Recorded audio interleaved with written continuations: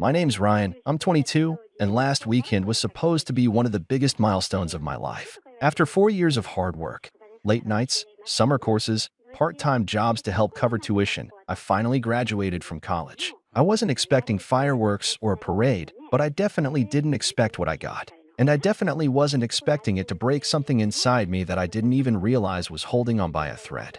I come from a family that, on the surface, looks pretty normal. Suburban house, family dog. Dad works in finance, mom teaches kindergarten, one younger sister named Maddie who just turned 20 and is the undisputed golden child of the household. Growing up, it was always go easy on Maddie, she's younger, or let Maddie go first, she's just a kid. And I did. I gave her my last cookie, let her have the front seat, taught her how to ride a bike, proofread her essays in high school. I didn't think much of it. I figured that once we were both adults, things would balance out. I was wrong. 2 years ago, Maddie graduated high school. You'd have thought she got into Harvard, not the local community college. They threw a massive backyard party. I'm talking tents, string lights, one of those photo booths with props, a catered buffet from her favorite Italian place. Congrats Maddie banner big enough to cover the side of the house, and what felt like half the neighborhood invited. They even hired a DJ. I remember standing there helping my mom arrange the cupcakes, sweating in the June heat, thinking, this is kind of overkill, right? But hey, it was Maddie's day. So I smiled and kept refilling the lemonade. Fast forward to this year, my turn to graduate. I didn't ask for much. I didn't even want a party, just a small dinner with the family to celebrate. I was the first person on my dad's side to finish college, and the first on my mom's side to do it without taking any student loans. I thought that might matter. Apparently, it didn't. The morning of my graduation, I got a quick, "We're proud of you" text from my parents. Maddie didn't even text, just like the Instagram photo I posted of me in my cap and gown. I walked across that stage, shook hands, smiled for the cameras, and looked out into the crowd. My best friend Jake and his parents had driven up for the ceremony. They waved and cheered. My own family? Nowhere in sight. At first, I made excuses for them. Maybe traffic was bad. Maybe they had to park far away. Maybe something came up. But when I got back to my apartment and checked my phone, I saw a message from my mom. "We'll do a little dinner tonight at home. Nothing fancy, but hope you're hungry." I blinked at the screen. Nothing fancy? I graduated with honors. I'd pulled myself through 4 years of stress and exams and internships. Maddie got balloon arches and catered trays of chicken parmesan. I got a smiley face and a vague promise of dinner. Still, I didn't want to be dramatic. I told myself, it's not about the party. It's about being together. So I packed up my things and headed home. When I walked through the door, I knew. There was no smell of food, no laughter, no clinking glasses. Just Maddie scrolling on her phone on the couch, Dad watching golf in the living room, and Mom emerging from the kitchen holding a single pizza box. "Happy graduation," she said with an awkward smile, placing the box on the counter like it was some grand reveal.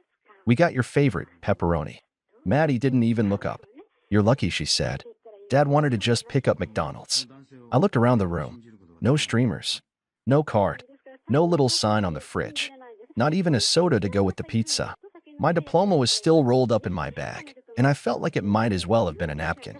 Mom must have seen something on my face, because she quickly grabbed a ketchup bottle from the fridge, squirted out the word "congrats" on a plate next to the pizza, and added a pathetic little heart at the end. "There. Now it's festive," she said brightly. I stood there, stunned, like I was watching someone else's life. I sat down, took a slice, and forced a smile. "Thanks," I said, because I didn't know what else to say. Then I pulled out my phone, turned the camera on, and snapped a selfie with the slice and the ketchup plate in the background. I captioned it, "Dream Big, Kids," and posted it to my story. Nobody in the house noticed. They just kept watching TV. That was when I excused myself to take a walk. Instead, I got in my car, drove to the Marriott by the highway, and used the emergency credit card my grandparents gave me for real emergencies to book a room. I figured this qualified. I didn't even unpack. I just sat on the edge of the bed, staring at the cheap hotel painting above the desk, wondering how long I'd been fooling myself. How long I'd been telling myself that once I achieved something big enough, they'd see me. That this family, my family, would finally treat me like I mattered. That if I was good enough, smart enough, helpful enough, successful enough, they'd look at me the way they looked at Maddie. But they didn't. They never had. And maybe they never would. An hour later, my phone buzzed. It was my mom. "No, where are you?" Or, "Is everything okay?" Just, "Are you coming home?" I stared at the message for a long time. Part of me wanted to respond with something scathing. Another part of me just wanted to go to sleep and forget the whole day ever happened. But instead, I just left her on read. I lay back on the stiff hotel bed, phone in hand, and began scrolling through photos on my camera roll.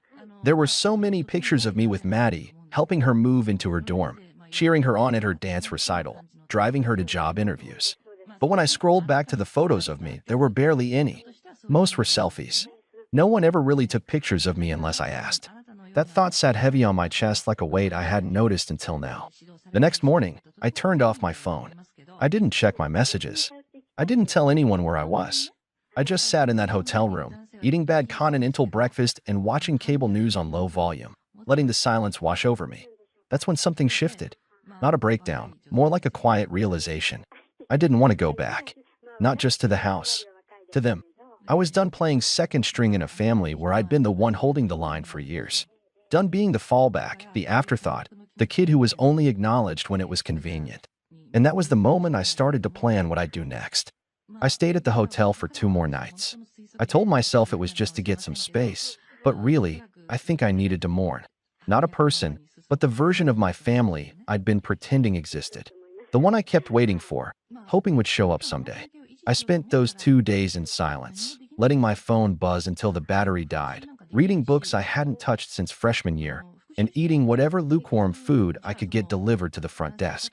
It was the most peace I'd felt in years. When I finally checked out, I didn't drive home. I didn't even tell them I was leaving the hotel. Instead, I drove to Jake's apartment, my best friend since middle school, and crashed on his couch. He didn't ask many questions, just handed me a beer and said, "Took you long enough?" He always knew. He'd seen it firsthand, the way my family treated me like the spare tire of the family vehicle, only useful in an emergency, and even then, kind of an inconvenience. "You're not gonna believe this," I told him as I scrolled through Maddie's social media. While I was ghosting the group chat, my parents and Maddie went to a vineyard the day after my graduation. Matching outfits, cheese boards, a banner that said Maddie's summer kickoff. Jake raised an eyebrow. "Your summer kickoff should have been your graduation weekend." "Exactly." She hijacked it. "No, they gave it to her." That's when I realized this wasn't new. Maddie had always had a way of bending moments to herself, and my parents never stopped her. When I got accepted into college, Maddie cried because I was leaving her behind. When I got a scholarship, Mom told me not to brag about money in front of her. When I made the dean's list, Dad said, "Well, it's not like you had a job while doing it like Maddie does." Jake didn't say much. He didn't have to. He just looked at me, shook his head, and said, "Man, that's messed up." That night, I sat up staring at the ceiling, thinking about all the things I'd done for them. Paid half the electric bill while I was in school because Dad had some unexpected expenses. Covered Maddie's books for a semester when she forgot to register for her financial aid on time. Came home every break to help with yard work and babysit our younger cousins while Maddie went on road trips. I did it without resentment. At least, I thought I did. But now, it all felt like a long list of sacrifices they expected from me, not things they appreciated. The next morning, I turned my phone back on. Dozens of messages flooded in. "Mom, we're worried. Are you okay?" "Dad, this is immature. We tried our best." "Maddie, seriously?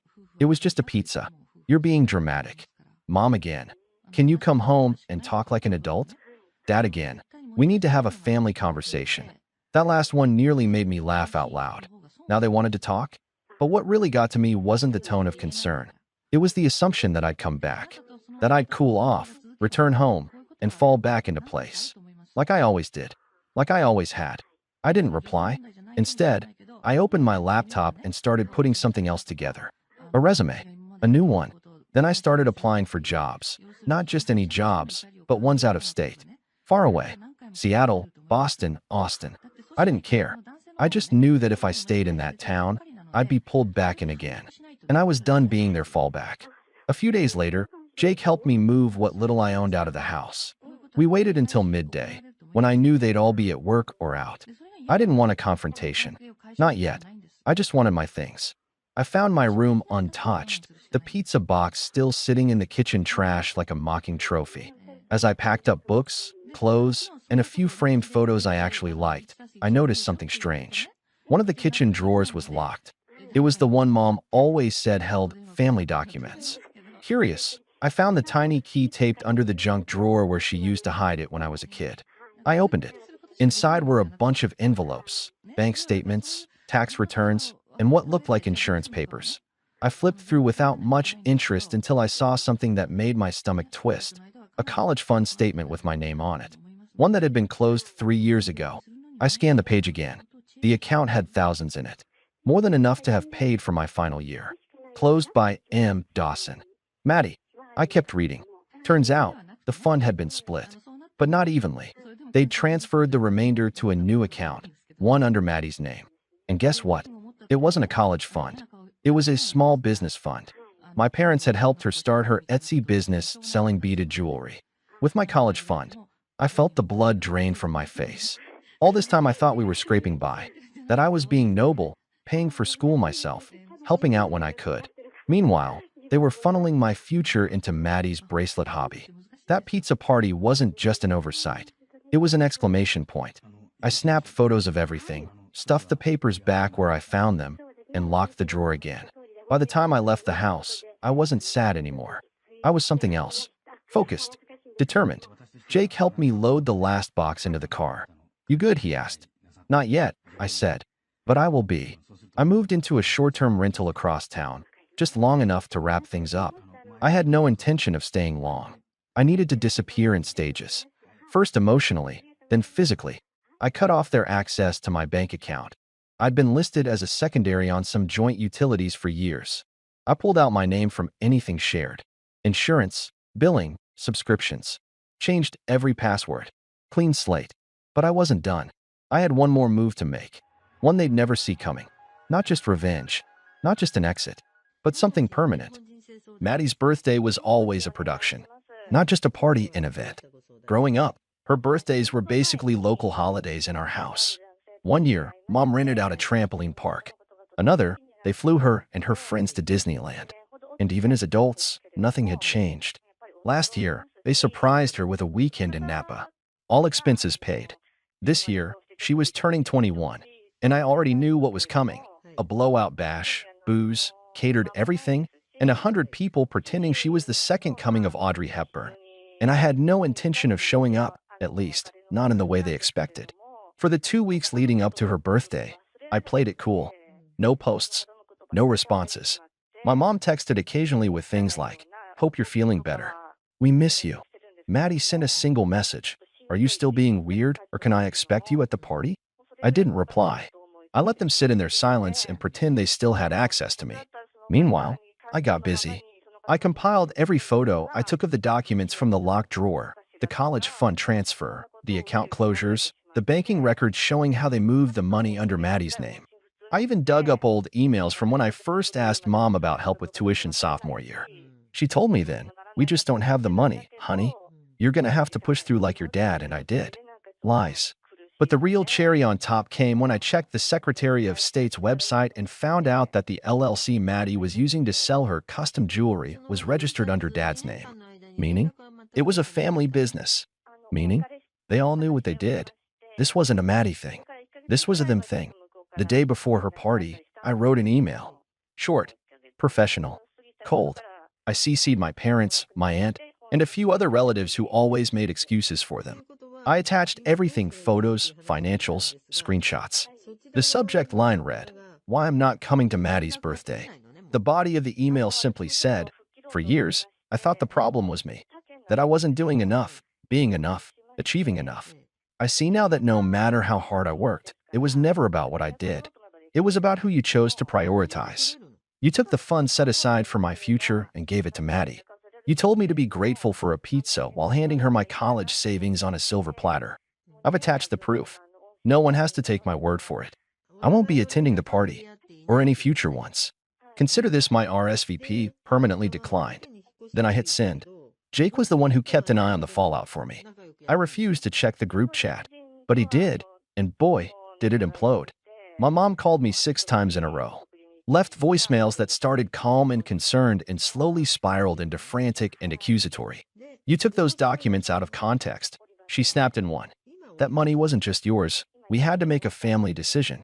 Maddie's response was even more on brand. She posted on her Instagram story a few hours before the party started. Haters gonna hate. Some people can't stand to see others happy. She followed that up with a group photo of her in a white birthday dress, surrounded by friends and cousins.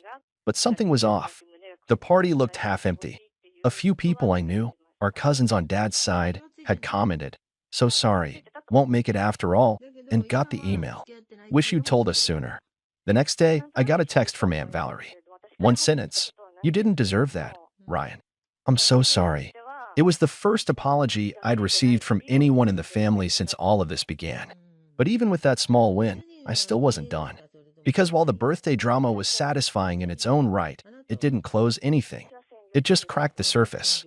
I needed distance, permanence, a clean break.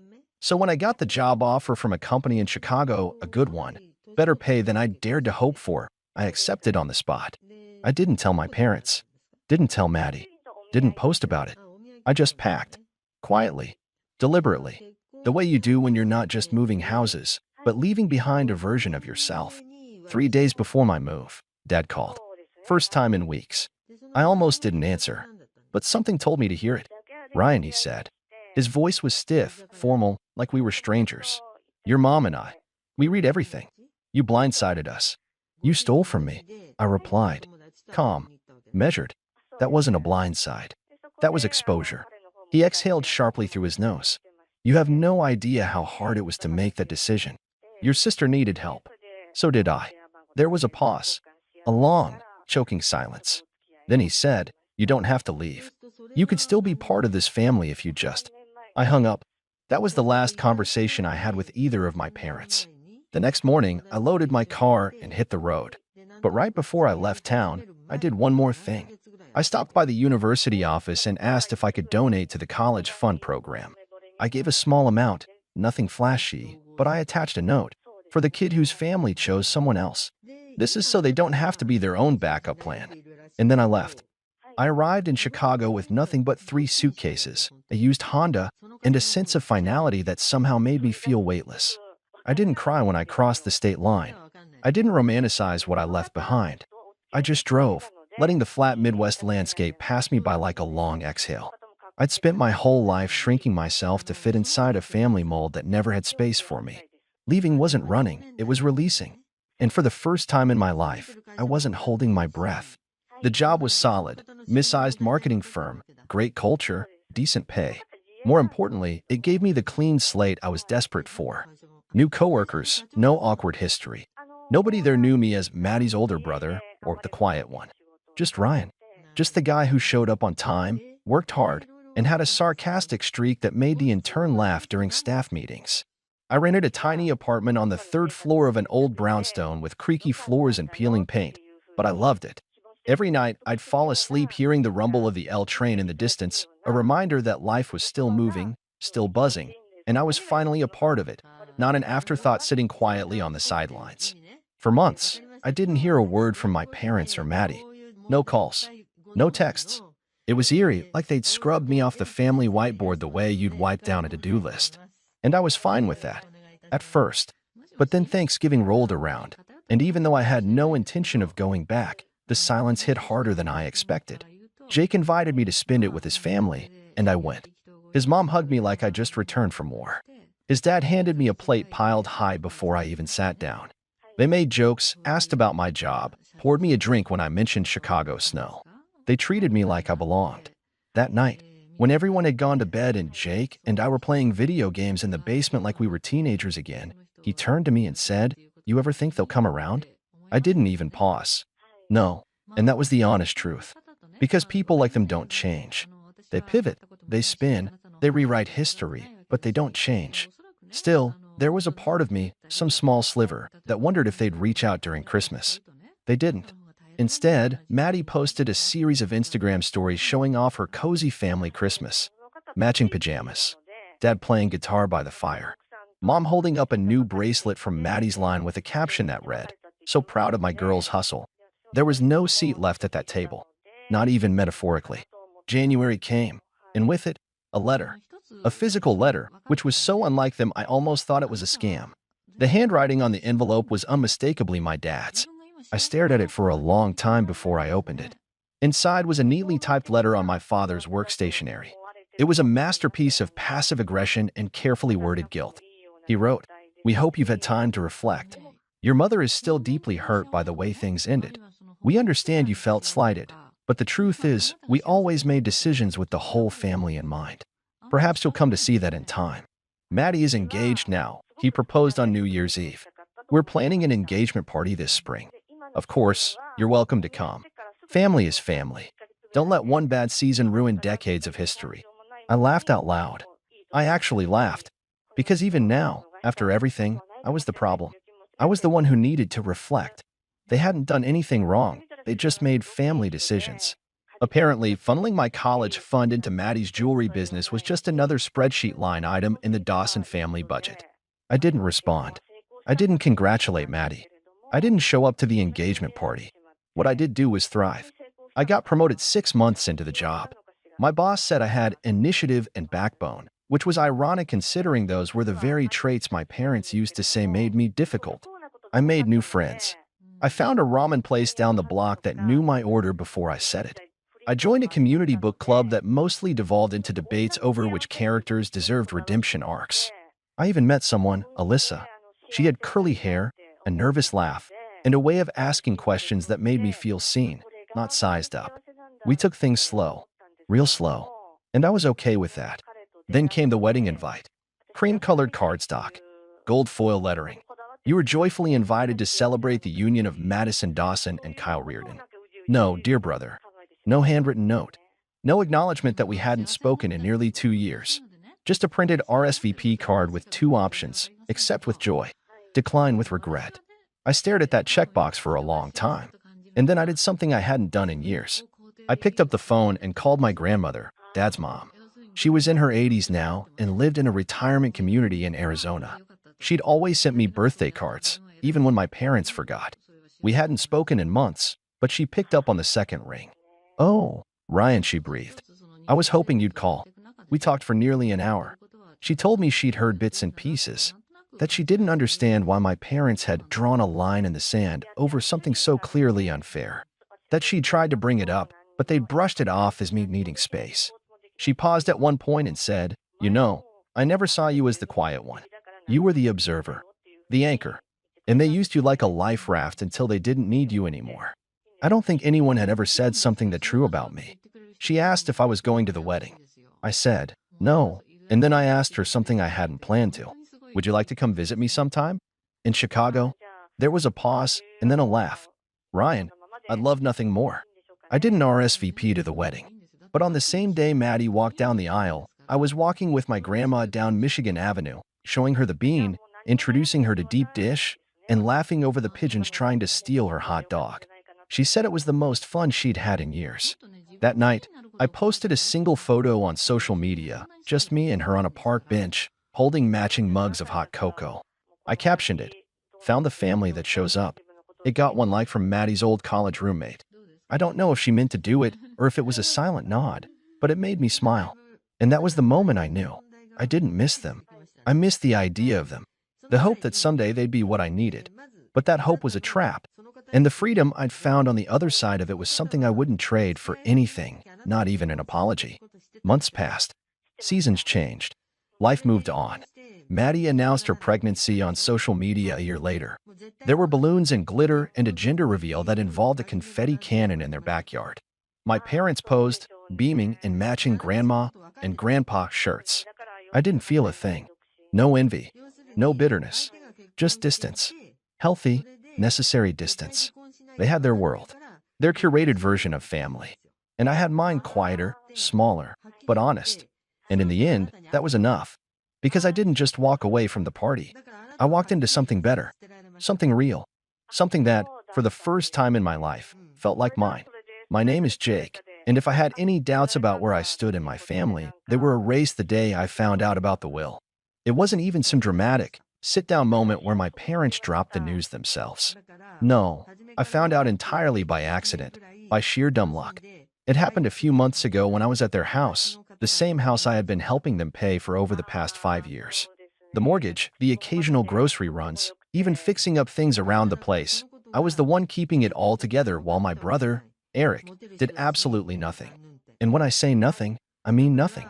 No job, no responsibilities, just lounging around waiting for life to hand him everything on a silver platter, which, apparently, my parents were all too happy to provide.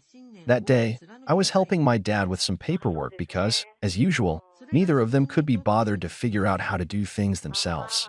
He had asked me to skin some documents for him, a bunch of legal and financial stuff, and I didn't think twice about it until I saw it. A folder labeled estate plan and last will and testament sitting right there in the stack. Now, I don't normally snoop, but curiosity got the best of me. After all, I had been the one making sure they kept a roof over their heads. It wasn't exactly out of line to wonder how things were set up for the future. So I opened it. And that's when I saw the words that made my stomach drop. Everything, and I mean everything, was going to Eric. The house, their savings, their assets. Not a single mention of me, except for some generic line about loving both of their sons equally. Yeah, sure. Equally. That's why they made sure their golden child would inherit everything while the son actually keeping them afloat didn't even get a footnote. I felt like a fool. Here I was, bending over backward for them, making sure their bills got paid on time, making sure they never had to worry about food, while they sat back and planned for a future where I got absolutely nothing. And Eric? He wasn't just lazy, he was entitled. He never lifted a finger to help them, never contributed a dime, but he had somehow convinced them that he deserved it all. Maybe because he was the younger son, maybe because they just always babied him, maybe because he knew exactly how to manipulate them. Whatever the reason, they had made their choice. I sat there staring at the paper, my hands shaking from a mix of rage and betrayal. How long had they planned this? Had they always intended for me to just be their free financial safety net with nothing in return? Did they ever even appreciate what I did for them? I had no idea how long I had been sitting there, but eventually, my dad noticed I wasn't scanning anything. "Hey, Jake, what's taking so long?" he asked, walking back into the room. I didn't even bother to hide the will. I held it up and looked him dead in the eye. "So, this is how it is?" I said, my voice unnervingly calm. "Everything to Eric? After everything I've done for you?" My dad's face went pale for a second, but then he sighed, like I was some little kid throwing a tantrum. "Jake, it's not what you think." "Really?" I snapped. "Because it looks pretty damn clear to me. I've been paying your mortgage, helping with groceries, fixing the house up while Eric does nothing, and you still decided he's the only one who matters." Dad looked uncomfortable, but instead of actually explaining himself, he just muttered, "It's complicated." That was it. No apology. No attempt to justify it beyond those two useless words. Just a weak excuse and an expectant look, like he was waiting for me to drop it and go back to being their personal ATM. I should have walked out right then and there, but I wanted to hear it from both of them. So I called out for my mom. When she came in and saw the will in my hands, her reaction wasn't much better. She at least had the decency to look guilty, but the words that came out of her mouth made my blood boil. "Jake, honey, you don't need the inheritance," she said gently, like she was doing me a favor. "You have a good job. You're independent. Eric, well, he struggles. We just want to make sure he's taken care of." That was the moment something inside me snapped. They weren't even denying it. They knew exactly what they were doing, and in their minds, it was completely justified. They had spent years enabling Eric's laziness, and now they were planning to reward it by handing him everything while I got tossed aside like an afterthought. I took a deep breath, clenched my jaw, and set the will down on the table. "Got it," I said, my voice eerily calm. "Glad to know where we stand." Then I turned and walked out of the house, ignoring their protests as I slammed the door behind me. They had made their decision. Now it was time for me to make mine. I didn't go back to their house after that. I didn't call. I didn't check in. For the first time in years, I let them handle their own damn problems. If they needed something fixed, they could figure it out. If they needed groceries, they could find their own way to the store. And most importantly, if that mortgage bill showed up, well, I wasn't the one paying it anymore. The silence lasted about 2 weeks. At first, I think they assumed I was just pouting and would come crawling back like always. Maybe they expected me to cool off and apologize for daring to question their decision. But when the days kept passing with no word from me, and more importantly, no financial help, you could practically feel the shift in their attitude. Then, one afternoon, my phone buzzed. Dad texted, "The property taxes are due." That was it. No, he didn't text. Hey, how have you been? No, sorry for what happened. No, we really appreciate everything you've done. Just a cold, transactional message as if I were still the walking bank they could tap into whenever they pleased. I stared at the screen for a moment, almost amused at how predictable they were. They really thought they could just demand money like nothing had happened? That I'd keep playing my part as their financial safety net, even after they made it clear I was disposable?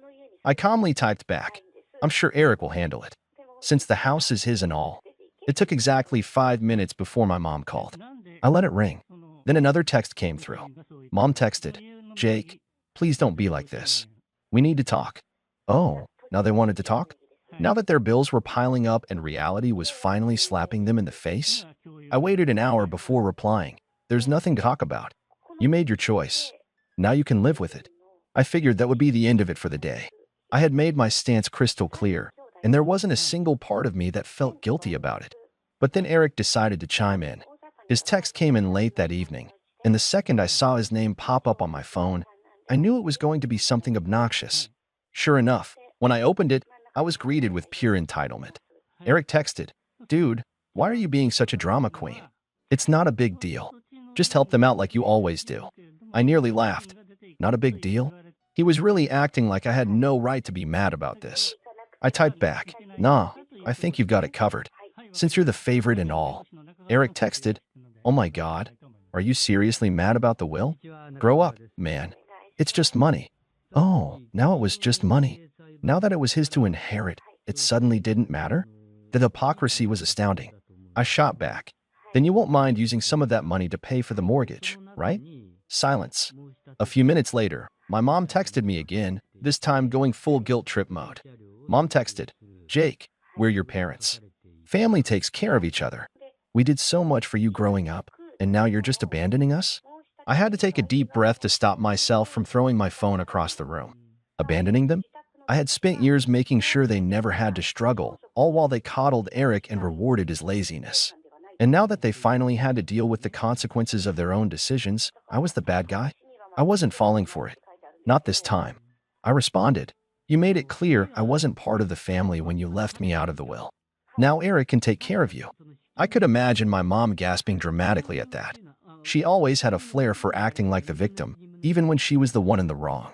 A few minutes later, my dad sent another text, and this one had me seething. Dad texted, We're not asking for much. Just enough to cover the mortgage for a few more months until we figure things out. Don't be selfish. Selfish. The word made my blood boil. I had been bailing them out for years, sacrificing my own money, time, and energy to make their lives easier. I had done everything a good son was supposed to do. And how did they repay me? By making sure I got nothing in return. And now, when I was finally standing up for myself, I was the selfish one? I clenched my jaw, took a deep breath, and typed back, No, I'm done. Then I turned off my phone. They had made their choice. Now they were going to live with it. The silence lasted a day. I knew my parents wouldn't give up that easily, but I wasn't expecting what happened next. The next morning, I woke up to a notification on my phone, a bank transfer request. I frowned, unlocking my phone to check. It was from my mom. She had actually sent me a request for money, like I was some ATM. The amount? $3,500. I stared at it in disbelief, half laughing at the audacity. No message. No explanation. Just a cold, shameless demand for the exact amount they needed to cover their overdue mortgage.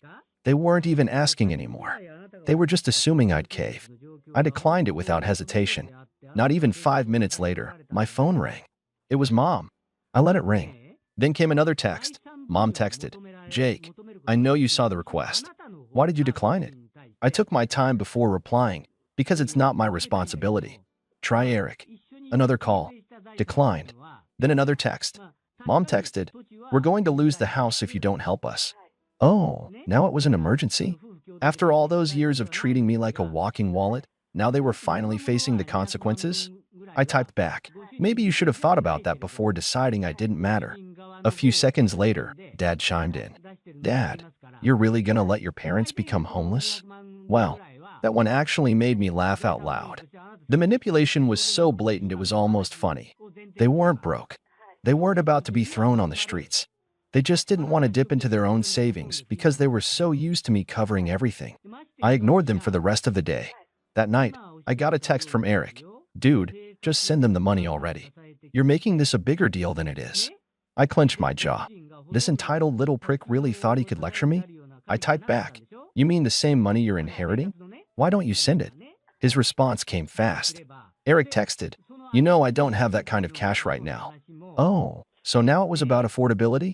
He was perfectly fine with me draining my accounts, but the second it was his turn, suddenly he had nothing to offer. I replied, guess you better figure it out then, bro. You're the one they chose. No response. I went to bed feeling oddly at peace, like I had finally broken free from years of manipulation. But the next day, things escalated. I was at work when I got a call from my apartment's front desk. Hey, Jake, your parents are here? I nearly dropped my phone. What? She hesitated before adding, they're saying it's an emergency and that you won't answer their calls. Oh, my God. They showed up at my apartment just because I stopped paying their bills? I took a deep breath, pinching the bridge of my nose. Please don't let them up. I'm not expecting them. There was an awkward pause. They're being kind of pushy. I clenched my jaw. I don't care. They can leave. I hung up and immediately got a text from Mom. We're downstairs. Open the door. No question. No explanation. Just another demand. I didn't reply. Another text from Mom. Jake, we're not leaving until you talk to us. I exhaled sharply, standing up from my desk. They weren't going to back down. Fine. I was about to teach them a lesson they wouldn't forget.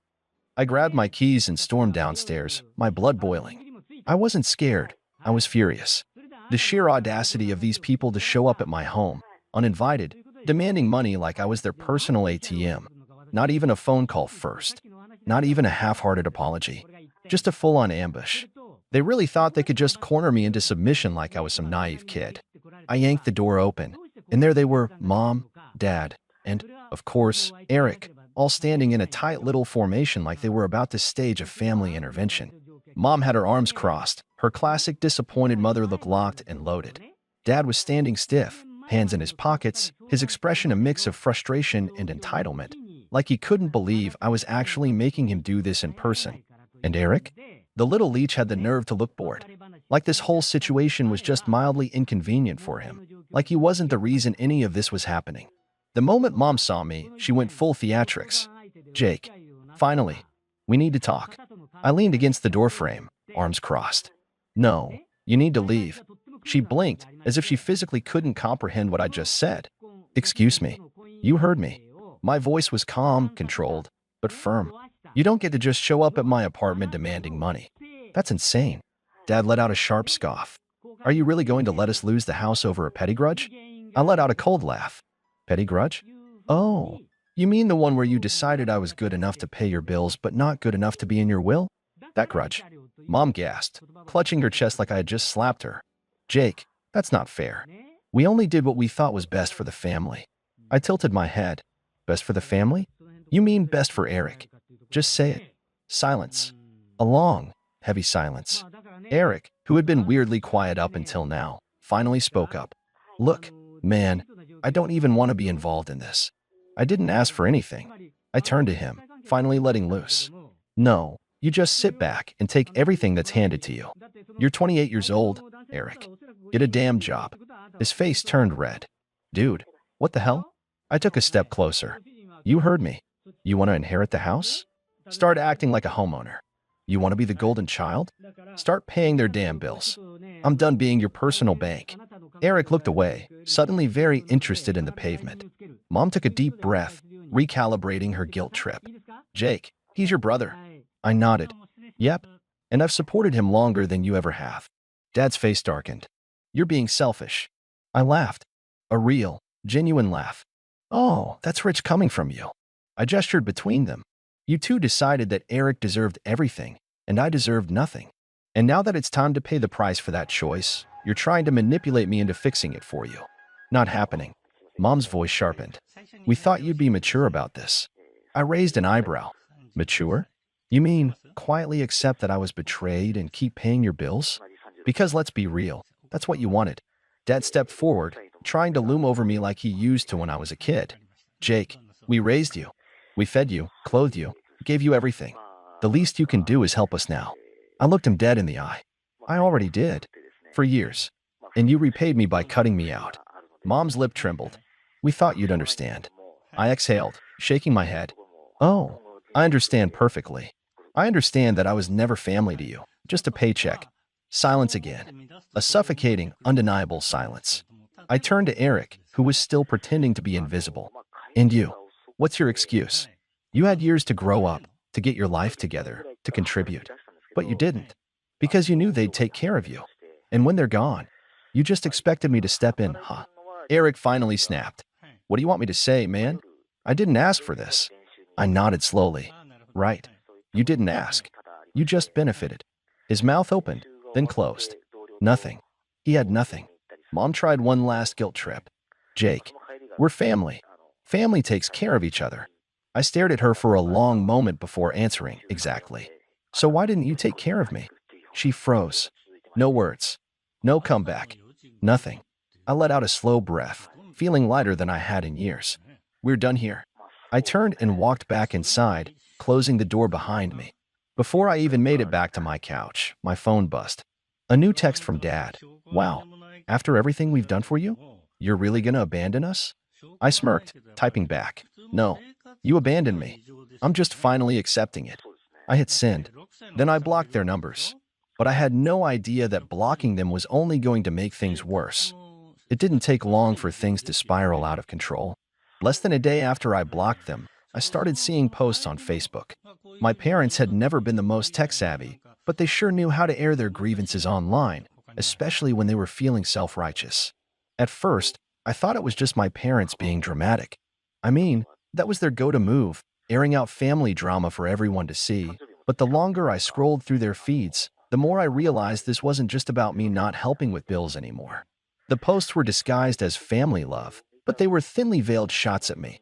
Mom had posted something about how she didn't raise her son to be so selfish, and how true family helps each other no matter what.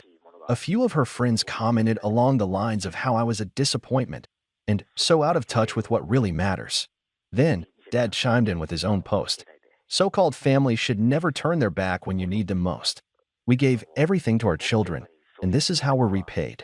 My son, who should be helping us in our golden years, has chosen to abandon us. He tagged me, adding a passive-aggressive, I hope you're happy, at the end of it. But the real kicker came from Eric. I should have known he'd get in on the drama. He shared a post that was brimming with falsehoods. Some people think that family is just about money. They don't understand that family is about love and sacrifice. I'd do anything for my parents, but some people just don't get that. They're too wrapped up in themselves to realize that true love is about helping those who raised you. He even threw in a disguised jab at me. I wish some people could learn what it really means to be family.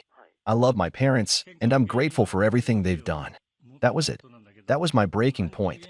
I sat there, staring at the screen in disbelief. How had it gotten to this point? They turned this entire situation around, made me the villain, the selfish son who wasn't willing to support his sacrificial parents. The son who didn't appreciate all the love they gave me over the years. How could they? I had always been the one who worked hard, the one who contributed, the one who never complained. I had to swallow the fact that, somehow, they had convinced themselves they were in the right, and now they were telling everyone that I was the problem. I didn't want to react immediately.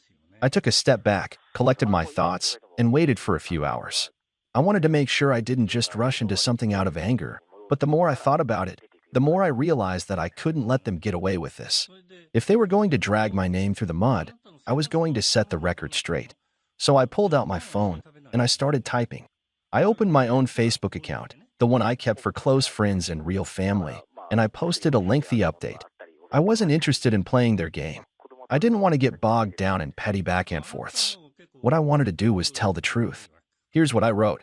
I know I've been quiet for the past couple of days, but I can't stay quiet any longer. My family has been sharing a lot of things online about me that are simply not true. They've portrayed me as the villain, the selfish one who refuses to help my parents in their time of need. I'm here to set the record straight. I've always helped my family. From the moment I could get a job, I've been the one helping with bills, paying for groceries, and supporting them in every way I could. But there comes a point where you can't keep giving without being respected. Over the years, I've watched my parents favor Eric. giving him everything: the house, the money, the attention. Meanwhile, I was expected to just keep giving, without ever being considered as equal. I'm sure some of you might be reading this and thinking, well, that's just how family works. But here's the truth: family should be a two-way street. When I found out that my parents left everything to Eric in their will, I realized how one-sided this entire relationship had been. They didn't even consider me, not even for a moment. They've made it clear that I'm just the one they can count on when things get rough, but never the one they actually want around unless it's convenient for them. For years, I've been the one funding their lifestyle. I've paid for vacations, chipped in for bills, and even helped out with things like the house taxes. And for what? To be treated like a backup plan? I'm done. I'm not just some wallet they can pull money from whenever they need it. I'm a human being, and I deserve respect. I've earned the right to be treated like I matter, not just when they need something from me. As for Eric, it's time for him to grow up. He's 28 years old, and he's never worked a day in his life. He's never taken responsibility for anything. My parents have enabled him for so long that it's no surprise he's the one they favor. But here's the thing: he's had plenty of time to get his life together. And now, it's time for him to stand on his own 2 feet. To everyone who has been following this drama and supporting my parents, you need to understand that there's always two sides to every story. Yes, family is important, but it's also about mutual respect. I've given enough for a lifetime, and I'm not apologizing for taking a step back. This is not me turning my back on family. This is me finally choosing myself. And to my parents, I wish you the best, but I am done being your doormat. I hit post, and instantly, I felt a sense of relief. For the first time in my life, I was telling the world the truth about my family, about how they had taken advantage of me for years, how they had always expected me to be the one to save them, without ever once thinking about what I needed. I wasn't going to let their narrative control my life anymore. The reactions were instant. Some people, who I hadn't talked to in years, came forward to express their support.